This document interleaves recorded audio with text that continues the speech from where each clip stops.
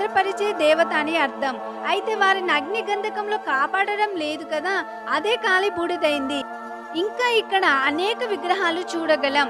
ఇక్కడ మనకి ఒక కాలిపోయిన మనిషి వేలు కనిపించింది. అది మూలిగతో సహా కాలి బూడిదయ్యింది. ఈ పట్టణాలు కాలిపోక ముందు పచ్చని వృక్షాలు, పంట పొలాలు, తోటలు మరియు బార్లీ, గోధుమ, ద్రాక్ష, అంజూరపు తోటలు కూడా ఉండేవని, యోర్దాను నది నీరు ఇటుగా ప్రవహించేదని శాస్త్రవేత్తలు నిర్ధారించారు. ఈ విషయాన్ని ఆదికాండం 13వ అధ్యాయం 10-11లో చూడవచ్చు. అందుకే లోతు ఈ ప్రాంతాన్ని ఎంచుకున్నాడు.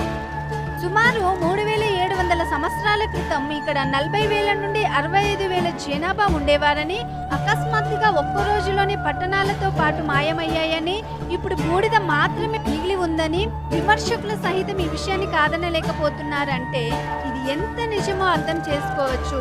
ఈ ప్రదేశంలో అగ్నిగంధకాలు కురవడం వల్ల ఇక్కడ